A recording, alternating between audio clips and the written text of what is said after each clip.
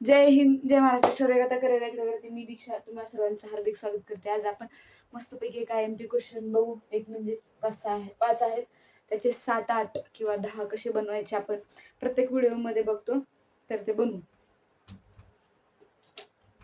पहिला प्रश्न बघूया, चला लेट्स गो. कोणत्या राज्याने भारतातील पहिली पूर्णपणे सौर ऊर्जेवर चालणारी ATM व्हॅन लॉन्च केली आहे? तर आसाम, त्रिपुरा, मध्य प्रदेश का सिक्कीम? तर आपलं उत्तर आहे त्रिपुरा. तर आपण थोडंसं स्पष्टीकरण बघूया.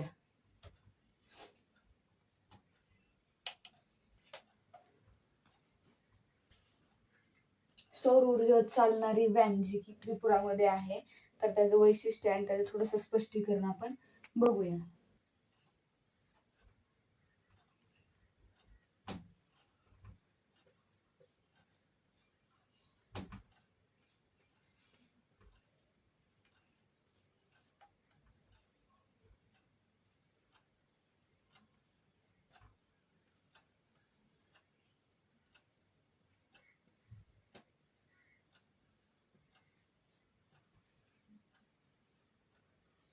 त्रिपुरा ग्रामीण बँकेने जानेवारी 2026 मध्ये लॉन्च केलेली आहे, जी की सौर ऊर्जेवर चालणारी एक व्हॅन आहे.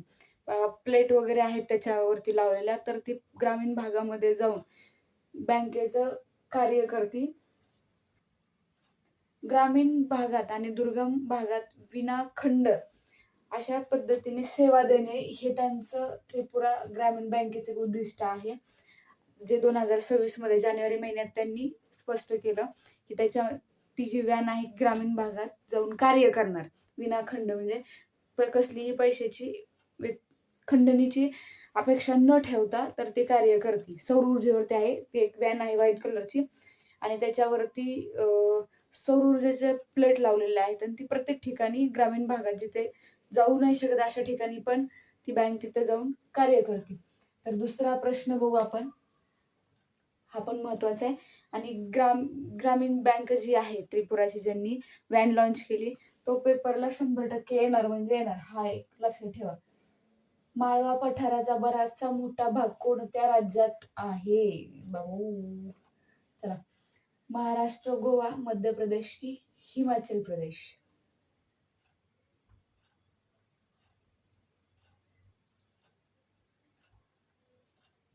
आपलं उत्तर आहे मध्य प्रदेश.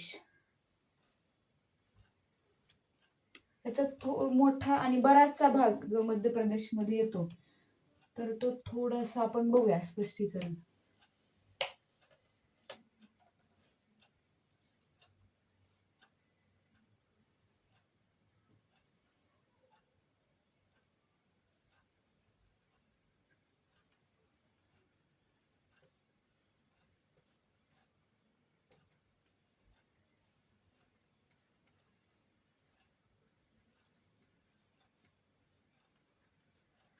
पश्चिम भाग आणि मध्यम भाग.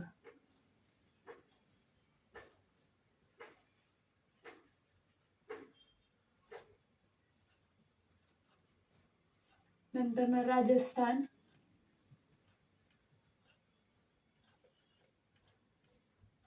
राजस्थानच्या ते आग्नेयला आहे.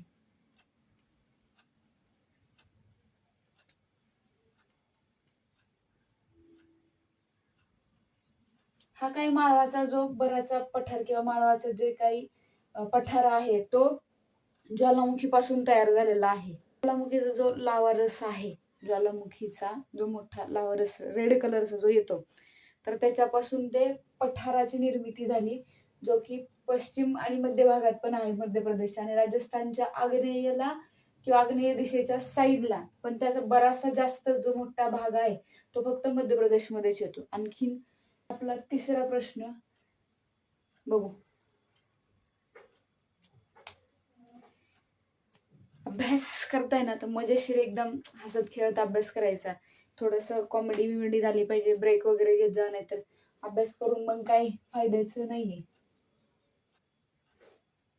आणि जे पण आणखीन गुंतलेत ना बबड्या बबडी सोन्या सोनीमध्ये ते जरा बाहेर निघा, नाही तर तुमचा बबड्या आणि बबडी ग्राउंडच्या टायमिंगला बरोबर निघतो आणि पेपरच्या टायमिंगला 60चे मार्क कुठंच पुरत नाही आणि 40च्या आतले मार्क कुठंच पुरत नाही. त्याच्यामुळे बबड्या आणि बबडी जरा बंद करा. नाही बबड्या बबडी केलं का, खाल्ले का, जेवण केलं का, तू खाल्लं तर मी खाल्लं. ती 10 वेळा खाऊन बसती तरी तुम्ही अजून मी तू तू जेवली तर मी नाही जेवणार, अशी तुमची गत. चला तिसरा प्रश्न, जगातील पहिले AI आधारित रेस्टॉरंट कोणत्या देशात आहे? Brazil, Dubai, America, Bharat. Dubai. याचं उत्तर आहे दुबई. थोडस स्पष्टीकरण बघू.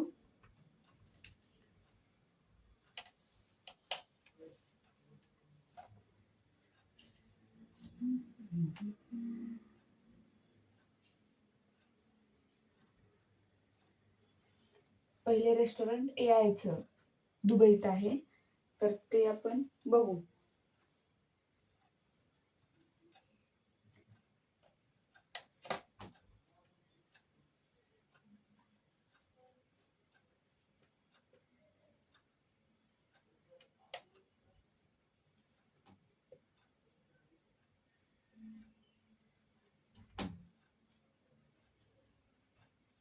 ह्याची स्थापना जी आहे दुबईमधली सप्टेंबर 2025 मध्ये झालेली आहे आणि तिथल्या शेफचं नाव पण बघू आपण, जो तिथं जेवण बनवतो, जो AI आहे, शेफ एमन. हे त्या शेफचं नाव आहे जो की तिथं रेस्टॉरंट वरती काम करतो.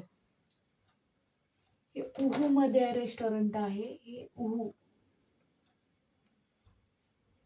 जे की दुबई मध्ये येतं. हे एक थोडं जेवणाच्या ह्याच्या बाबतीमध्ये जे काही फूड्सचं आहे त्याच्यावरती लक्ष केंद्रित करणं किंवा त्याची जी चव आहे त्या चवीवरती थोडंसं लक्ष केंद्रित करून ते AI जे रेस्टॉरंट आहे त्याची त्या कारणासाठी स्थापना केलेली आहे. चौथा प्रश्न, वेरूळ येथील लेणी कैलास. वेरूळ येथील कैलास लेणी कोणत्या राज्यघराण्यात कोरली गेली? चालुक, वाकाटक, बहामनी का राष्ट्रकूट?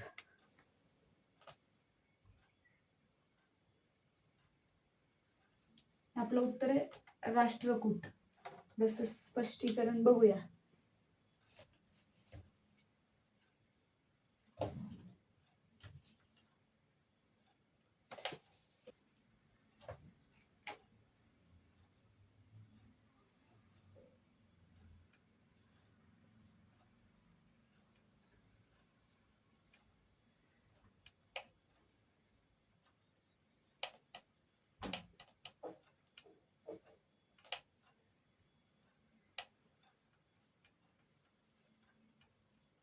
राष्ट्रकूट घराणे राजा पहिला कृष्ण आणि दंतीदुर्ग. दंतीदुर्गला राष्ट्रकूट घराण्याचं संस्थापक म्हटलं जातं, जे की त्यांनी राष्ट्रकूट घराण्याची स्थापना केली असं मानतात. आणि राजा कृष्ण पहिला आणि दंतीदुर्ग ह्यांच्या काळामध्ये ह्यांनी जी एक मोठी शिळा आहे जी वरून खाली कोरत नेलेली आहे, ते खालून वरती डिझाईन नाही आहे त्याची, तर वरतून खालच्या साईडला त्यांनी नेलेले. हे खूप मोठी छत्रपती संभाजीनगर, पहिलं त्याला औरंगाबाद म्हणायचं, ते छत्रपती संभाजीनगर मध्ये ही स्थित आहे लेणी, जी त्यांनी कोरलेली आहे राजघराण्यात त्यांच्या काळात.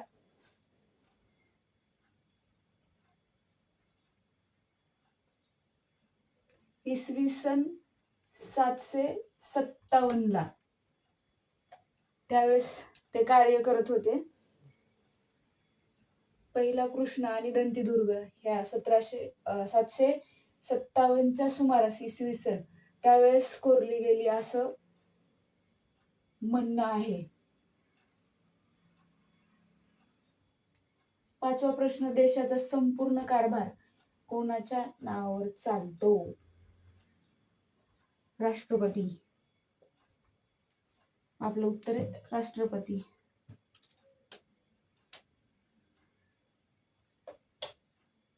थोडस स्पष्टीकरण बघू.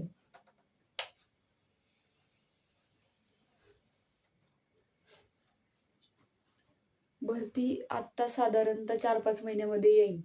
4 महिने पण भरपूर झाले, तर त्याच्या आधी चांगला अभ्यास, दोन्ही 50-50 कसं करायला, थोडं पेपरचं बघू आपण. ग्राउंड जर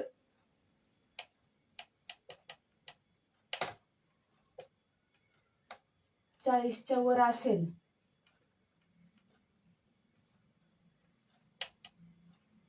लेखी 85च्या वर जर येत असेल तर एकदम बेस्ट मध्ये तुम्ही 100% ह्या वर्षी पोलीस आहे.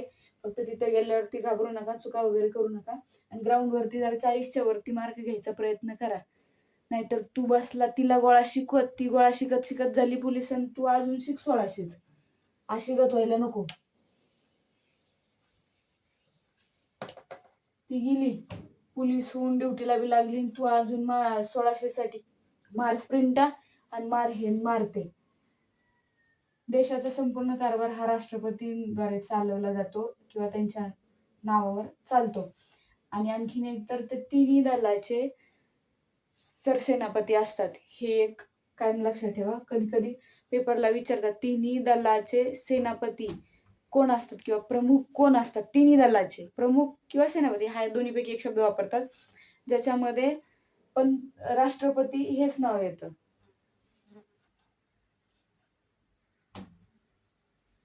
देशाचे पहिले नागरिक असतात.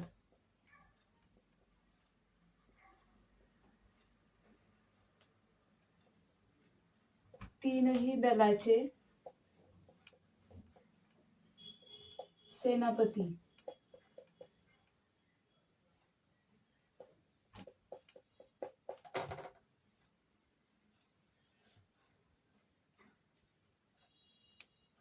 कलम 52,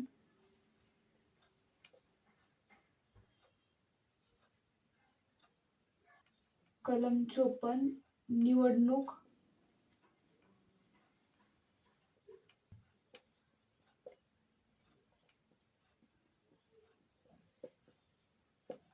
हे निवडणुकीसाठी 54 कलम वापरतात. आणि लास्टच एक आहे कलम 60, त्यात शपथ असते. कलम 60 अनुसार त्यांना शपथ दिली जाते, जी की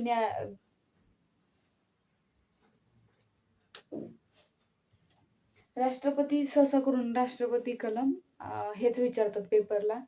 पंतप्रधानांचं तर नाहीच विचारत, संसदेचं एखाद्या वेळेस विचारतात.